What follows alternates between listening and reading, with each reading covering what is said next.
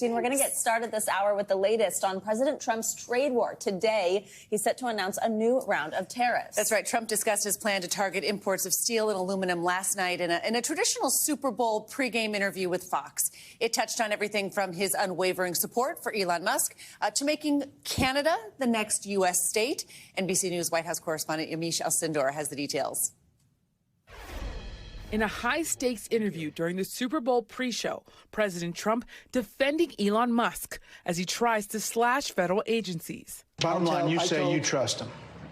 Trust Elon? Oh, he's not gaining anything. In fact, I wonder how he can devote the time to it. He's so into it. But I told him do that. Then I'm going to tell him very soon, like maybe in 24 hours, to go check the Department of Education. He's going to find the same thing. The president pushing back on judges who have temporarily blocked efforts by Musk's Department of Government Efficiency, or DOGE. I think it's crazy, and we have to solve the efficiency problem. We have to solve the fraud, waste, abuse, all the things that have gone into the government. His administration back in court trying to push through their widespread buyouts for federal workers. While on Saturday, a federal judge temporarily blocked Musk and DOGE staffers from accessing sensitive payment systems at the Treasury Department. A new poll by CBS News and YouGov showing Trump with an overall approval rating of 53%. Meanwhile, on his way to the Super Bowl, the president saying on Air Force One that he's serious about his proposal to take over Gaza. Think of it as a big real estate site, and the United States is going to own it. And will slowly, very slowly, we're in a rush, develop it. Trump also saying he will announce a plan for new tariffs. Will those go on? Everybody. Steel. Including Canada, Mexico, yeah. Any steel coming into the United States is going to have a 25% tariff. What about aluminum? Aluminum, too. And in the Super Bowl interview, when asked if he is serious when he says he wants Canada to be the 51st state. Is it a real thing? Yeah, it is. Meanwhile, President Trump said he has spoken to Russian President Vladimir Putin, though he didn't confirm when that conversation took place. Trump also said he plans to meet with Putin in the future and wants to end the war in Ukraine as soon as possible. Back to you. All right, Yamiche, thanks so much. President Trump's executive orders continue to face legal hurdles as courts move to temporarily halt certain directives from going into effect. Later today, a hearing is expected to take place in a Boston courtroom over the Trump administration's plan to buy out federal employees. Yeah, and over the weekend, a federal judge temporarily blocked Elon Musk and his Department of Government Efficiency from accessing sensitive Treasury records, including the personal data of millions of Americans. It's after 19 states sued the president and the Treasury Secretary. A hearing on that issue is set for this Friday. All right, NBC News legal analyst Danny Savalos joins us now to talk more about all of this. So much happening. It's a fire hose of news really and is. directives and then legal actions and reactions. Let's start with this hearing on the federal government's the federal bailout program. Could a judge actually block this from going into effect? Yes, it's possible. I mean, the challengers raised two major federal statutes. One is the Administrative Procedures Act, which, by the way, is not all that reassuring because the Administrative Procedures Act challenge, like all of them, doesn't necessarily say that the agency action is illegal. It just says that they didn't follow the proper procedures in making that final agency decision. And then the other main argument is what's called the Anti-Deficiency Act. And they're saying essentially that, look, there's an appropriations period that ends on March 14. How can the federal government make this promise beyond that period without congressional authorization? Right. Now, they respond, the government responds, the administration says that, look, this is really no different than any other time we promise people employment beyond a certain date. We don't know what the future will hold. Essentially, we're asking them to continue working. We're just not expecting them to show up. Danny, let's talk about what's going on with DOGE, the Department of Government Efficiency, and these Treasury records. What are these 19 states arguing here? They're arguing essentially that by DOGE having access to these Treasury records, these government records, that they are unlawfully accessing private information because DOGE is not a government agency. And what the judge has done, and what we're seeing a lot in these court cases, is that there just isn't time for a final decision. So we're seeing all manner of stays, administrative stays, stays because the court thinks that the challengers are likely to win on the merits. But either way, because these are coming out so fast and they affect people's rights, it's not surprising that the courts are saying, let's put a pause on all of this until we can get all the briefing in and figure out what's really going on. Because in the meantime, we don't want people to be confused confused about their rights or lose their rights altogether. Danny, I want to bring up this post we saw on X over the weekend from the Vice President, J.D. Vance. He said this in part, quote, judges aren't allowed to control the executive's legitimate power. It's unclear whether this was a reference to a specific judgment or it was just a broad statement, but it's raising concerns among legal experts that the U.S. could be heading toward a constitutional crisis. How would you read that? And what would it mean if the executive branch refused to comply with a court order? Yeah, if you take a look at that's really 3 paragraphs. The first 2, he has a point there. It's that third where he makes a conclusion that judges aren't allowed to control the executive's legitimate power. Look, courts have been able to control the executive branch since back to the Marbury v. Madison days, to the days when people were still wearing gray wigs in court, almost that far back. And it's always been the case, not always been the case, but early in our government, it's been the case that the federal courts can review the other branch's actions. That's separation of powers, that's checks and balances, that's civics class that we had in high school. So, yes, if it's a legitimate exercise of power, then the vice president has a point. But what's legitimate? That's why we have the courts to decide what the executive branch does, whether it's legitimate or it's exceeded its powers, in which case the courts can step in and reel them back in. All right, Danny Savalas, nice to see you bright and early this Monday morning with our legal... Especially because I was up late watching the Super Bowl. How not dare one of those you? 22 million calling out sick. And I am sorry for your loss with the Chiefs, Savannah. I know We're all as a Taylor fan. Little really bleary-eyed. sad for Taylor Swift's boyfriend. Thanks, over Danny. here. Thanks, Danny. All right, well, for more on what's happening today in Washington, because there is a lot, as there is every day, let's bring in NBC News senior White House correspondent Kelly O'Donnell. Kelly, good morning. Great to see you. So a little bit ago, earlier in the show, we were talking about these new tariffs that President Trump is expected to announce later. Which countries could be most affected? Do we think we could see another potential delay here, kind of like when we saw tariffs threatened against Canada and Mexico? Then he hit a pause on that. What do we think is going to happen? Well, certainly we know the president believes that tariffs are one of his best tools. He believes they bring in more money for the federal government, and we've seen him use them with blunt force and then also as a negotiating tool. So he is talking about a focus on aluminum and steel and having a broad approach, and then also enacting tariffs on any countries that also have import taxes for the United States. So any reciprocal tariffs. And so the president is going to announce some of this today, and we expect also rolling it out through the week. Part of the strategy here has been to have a very high volume of activity from the White House. So you've seen so many executive orders and different actions, and the president talking about a lot of topics, a kind of shock and awe approach. And so we already know that with Mexico and Canada, he called for tariffs and then put it on pause as he's having conversations with the various governments. I would expect more of that to happen, that the president would use this as a way to try to exert his will, his force, and to try to get things from other countries. So it is something that he will watch the market. Certainly, we already saw an initial market impact and then sort of a softening there as the day and trading went on Friday. And so this is, for the president, one of the things that he believes can improve the coffers for the U.S. He diminishes the impact of costs on everyday Americans when these taxes have to be passed on to the consumer. So we'll see how quickly he wants to actually do this. But today we expect more on this issue. Kelly, the brand new head of the White House Budget Office, Russell Vought, announced yesterday that in essence, he's shutting down temporarily the Consumer Financial Protection Bureau headquarters. This is the agency that regulates Wall Street and protects consumers from unfair financial practices like surprise overdraft fees and lots of other things there. So what's happening there? Well, this has such a consumer impact, but people may not feel it as quickly as they would some of the social services or benefits that come directly from the government. But this is something that really does impact Americans' lives. You're talking about all those junk fees. You're talking about how the banking community can add costs to the consumer. The president's view is that this is an agency that has picked winners and losers in the business community and targeted unfairly businesses. That is their view. And so he is putting a pause on this agency, effectively taking it over. Those employees told not to come to work, but they'll be paid working from home as they take a further look at this.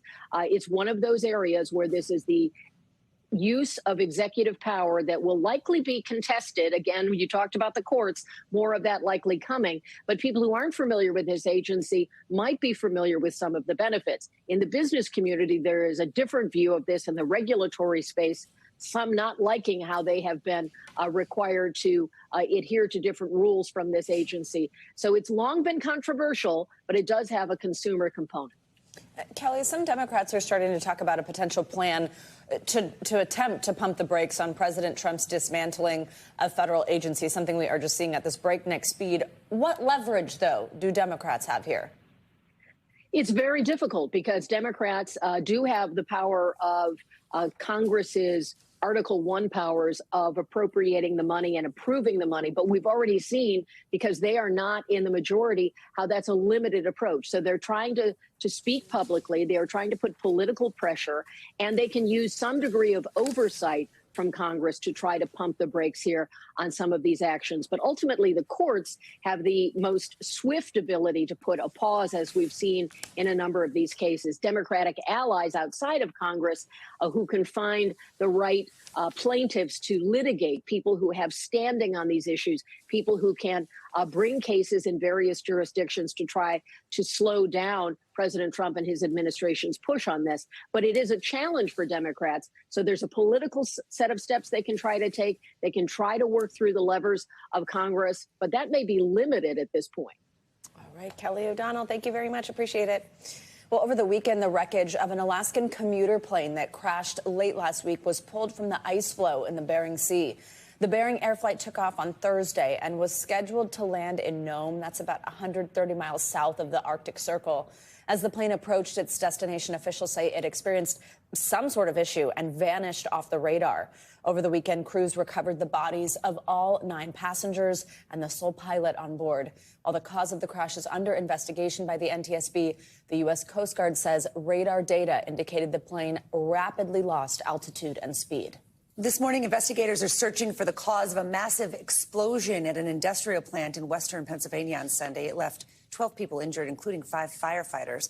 The cloud of smoke in the aftermath was so expansive it forced local officials to issue a shelter-in-place order. NBC's Priscilla Thompson has the details. Heart-stopping moments in Pennsylvania. An explosion at an industrial plant creating a massive inferno. That is freaking huge. In Sagertown, about a half hour from Erie, flames burst through the roof of Parker Lord Corporation. Oh. With a loud boom. Shook the whole back wall of the building. I thought it was ice falling off the roof. Bright orange flames seen here raging at the adhesives and coatings manufacturing facility. Major explosion. A massive plume of black smoke filling the sky. Emergency crews rushed to the scene. I have several injured firefighters out here. We need multiple EMS. 7 workers and 5 firefighters were injured, officials say, all non-life-threatening. They'd been there for a few minutes fighting fire when there was an explosion. NBC News reached out to the facility's parent company, Parker, for comment, but did not hear back. Officials say a shelter-in-place order has lifted as they continue to monitor air quality. Priscilla Thompson, NBC News. Well, here in the Northeast, millions are digging out from a weekend winter storm and awaiting the possible arrival of 2 more this week. More than a foot of snow fell in parts of the Northeast, impacting thousands of flights throughout the country. This morning, another system is moving across the plains and is expected to bring, get this, up to half a foot of snow to the mid-Atlantic states. NBC News correspondent Maya Eaglin has the very latest. Hey there. Yeah, here in West Hartford, Connecticut, and all along the Northeast, crews are working to clean up from this weekend storm, while there's a forecast for more snow coming soon. Take a look. The massive cleanup after the winter storm that slammed millions. Please be careful, have good traction, take little steps. Up to 14 inches fell in upstate New York. Maine and Vermont saw more than 12 inches. Thousands of flights were delayed across the country. Some freezing rain coated the snow, resulting in this pileup in Minneapolis. These cars sliding through the highway in Rockland County, New York, and this Amazon truck in Indiana veering off the road. But there's even more winter weather expected for the country this week. One system developing over the southern plains Monday will likely have snow falling in the Ohio Valley and mid-Atlantic on Tuesday. Then right behind it, a second snowstorm, brewing over the plains early Wednesday and dropping a wintry mix over the Great Lakes and Northeast again by Thursday. Bill Brosmith with West Hartford's Public Works Department says those back-to-back storms could put a strain on snow removal departments. We go through about 300 tons of salt per storm. Wow. That's a lot of salt. And is there enough left in the reserve for this next upcoming storm? It'll be close, but we're going to get some more. Residents spending the day clearing out their driveways, bracing for the next snowfall. More snow. What do you think about that? If it's fluffy snow, then I'll probably like it, and then if it's hard snow, I'll probably not like it. It'll be a little tough to shovel out, right? Yes. Crews here in West Hartford still have to clean up snow piles like this one. And with those two back-to-back storms on the way, highway officials are going to have to make sure that their plow drivers get enough rest over the next few days. Back to you. All right, Maya, thank you very much. Stay warm. Well, it looks like it could be a very busy week for those clearing the snow and anybody living in the Northeast. Let's get a look at what to expect with your Morning News Now weather. Meteorologist Denise Isaac is back with us this week. Hey, Denise, good morning. Good morning, Savannah and Christine. And for those reporting all of these storms, it's also quite busy. So let's take a look at what's going on. We do have winter alerts in place for places like Kentucky all the way into West Virginia and the Mid-Atlantic. This is where we will see that first pack of snow, 3 to 5 inches, in some locations even 6 to 7 inches. Cold air is in place right now. 6 degrees in Fargo. Temperatures are running anywhere between 10 to 30 degrees below normal for this time of year. So with cold air in place, we'll start to see as this area starts to pick up here, the area of low pressure intensifies in the southern plains. We'll get some snow showers over Omaha, Nebraska, as well as places in Iowa. To the south, though, in Dallas, it is some cold rain, the same for Oklahoma. But this system really ramps up in intensity tomorrow. So Tuesday morning, it's snowing from Louisville all the way into Lexington, as well as Charleston, West Virginia, Washington, D.C., Alexandria, places like Delaware. You'll pick up some decent heavy, wet snow. While to the south, it will be ice and freezing rain, and also some heavy rain with the potential for some lightning and thunder. Snowfall forecast, just this first system, 3 to 6 inches possible across the Mid-Atlantic. Lexington as well, 4 inches possible. And to the south, it will be some heavy rain, 1 to 3 inches from this storm system on Tuesday. Flash flooding is a possibility. But here comes the next system on Wednesday. So right on its heels, it will bring the potential for some heavy rain where we had snow. So Kentucky this time around, it is rain. That could lead to flooding. Washington, D.C. this time around will be ice, then switching over to some rain. While New York, you will start out with some snowflakes, transition over to ice and then rain, while the blockbuster snow is expected to fall from Kansas all the way into Illinois, where Chicago, we could be getting anywhere between, let's say, 3 to 7 inches of snow as this system pulls away.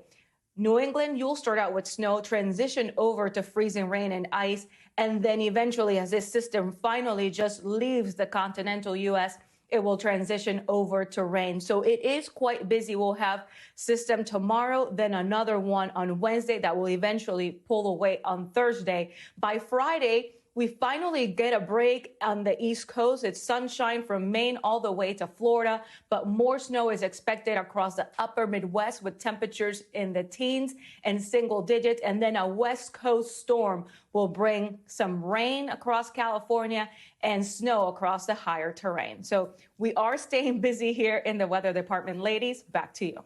All right, for sure busy. Denise, we appreciate it. See you soon. Well, now let's get to the stunning result of last night's Super Bowl 59 in New Orleans. The Philadelphia Eagles are waking up this morning as NFL champions after soaring to victory over the Kansas City Chiefs with a commanding 40-22 win. They had a 24-0 lead at halftime, led by the Eagles' relentless defense. They sacked Chiefs superstar Patrick Mahomes 6 times and forced him into multiple turnovers. It really was kind of amazing to see. On the offensive side, quarterback Jalen Hurts led the team with an MVP-worthy performance by delivering 3 total touchdowns. This victory marks the Eagles' second Super Bowl title and also spoils the Chiefs' pursuit of a historic three-peat. For more on this year's big game, we are joined by NBC News correspondent Sam Brock in Philadelphia and staff writer at The Athletic, Charlotte Carroll. Good morning to both of you. Thanks very much for joining us, Charlotte. Let's get to you on what really just kind of was an unbelievable result last night. The game was not as close as the score would even indicate, even though the score is not very close, but just we all were expecting, I think, a little bit of a different performance from the Chiefs. I don't think anyone would have predicted that the Eagles put up that type of performance against the defending champs, especially that first half. What were the key factors that helped them slow down the Chiefs' offense and really just have a dominant game from the very start? Thanks so much. Yeah, no, knowing the two coordinators and the defensive coordinators, we kind of figured this might be a defensive battle in some aspects, but as you mentioned, no one expected that absolutely dismantling. You just saw Patrick Mahomes look completely uncomfortable at times. He was off his game. It was the, I believe, lowest or biggest deficit he faced at halftime and when his career. It was very crazy to watch and just very different than what we all expected going into this. Absolutely. Sam, all right, it's sad when one team loses and you see those sad fans. It's happy and fun, and what a treat when you see fans in a hometown just absolutely losing it over a win. Tell us about the scene in downtown Philly after fans are in the streets celebrating last night. So, Savannah, good morning. You know, right now, Philadelphia downtown is intact. It's functioning. Based on what I saw last night, that is a borderline miracle. I'm standing on Broad Street right now. This entire thoroughfare here was shoulder to shoulder for hours. There were hundreds of thousands of fans in downtown Philadelphia. Certainly, the outcome might have been stunning in terms of how much of a blowout this was. It was not stunning that the city of Philadelphia was ready to party. Look at this. You have people on top of dump trucks. That's just one snapshot of what we saw yesterday. Broad Street and really all over Center City, which is the core of downtown Philadelphia, you had police officers, firefighters, EMS workers stationed in all of those barricades to try to keep people generally funneled into the middle of the street, and huge dump trucks and obstructions to make sure vehicles could not be going back and forth between the side streets leading into Broad. So from a public safety standpoint, it was all secure there. What you're seeing here is video of linens that were lit on fire after revelers stole that out of a truck. We're not aware at this point of any arrests that came from that or even from any injuries, but it was quite the scene. In fact, if you look over my shoulder right now here down back on Broad Street, you'll see these light poles. There were people unquestionably on those. Look at that sort of arch window right there. People were standing. That's got to be 15 feet high, 12 to 15 feet high. They climbed the building and we're standing inside of that. That is basically the scene that we observed last night. There were many people that partied and did so responsibly as well. A quick snapshot here of what we spoke to with fans last night, how they were experiencing the emotions of the night. Take a listen. Oh my God, it's amazing. We blew out Patrick Mahomes. In your wildest dreams.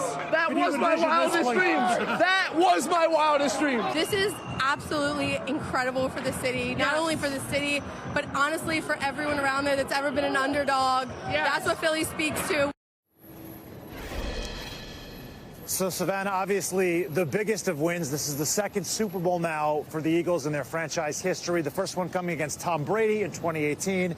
Now Jalen Hurts getting over the mountaintop against Patrick Mahomes and the Chief in 2025. Nick Sirianni becomes the first Eagles coach ever to get to 2 Super Bowls and to win one. So he achieves some redemption as well. And as far as the parade is concerned, the Eagles kind of teasing about this. They posted on X last night, get ready for Friday with this absolutely cinematic video. And then just minutes later, it was deleted. But right now, it appears there will be a parade probably right through here where I'm standing on Friday. So I love it. Happy for those fans. Charlotte, let's talk about Super Bowl MVP Jalen Hurts.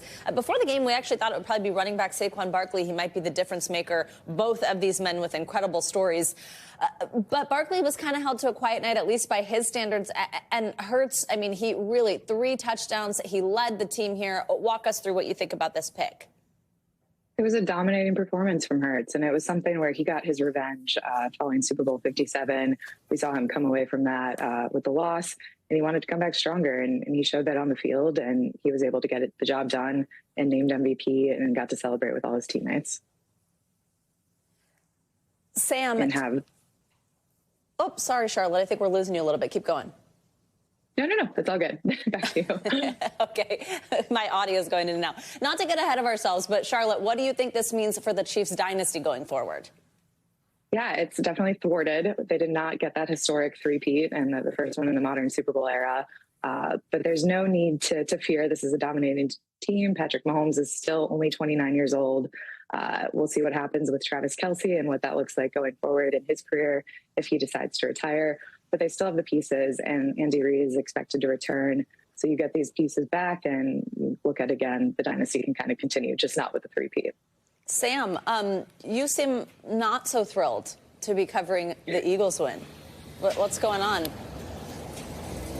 Yeah, look, I think I didn't want to have to say this, but I'll say this. I am not exactly an Eagles fan. Look, I'm very happy for them. I'm certainly happy for Saquon Barkley, who used to play for the New York Giants and just broke a record this year, not just 2,000 yards in the regular season, but the most yards ever for any running back when you account for what he did in the postseason as well. That's all well and good. I wouldn't say that Philadelphia fans are endearing themselves to the rest of the world and the nation when it comes to, their behavior and their fandom, but good for Philadelphia. The vibes are very strong here today. I'm absolutely going along with the party so far. Savannah, I disagree with the premise that I'm not down for this.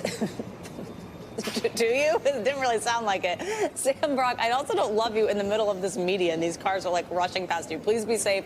Thank you for putting in the hard work. Yeah, I will. Even though you're not loving it. Charlotte, Carol, appreciate it. Thank you both. Thanks for watching. Stay updated about breaking news and top stories on the NBC News app or follow us on social media.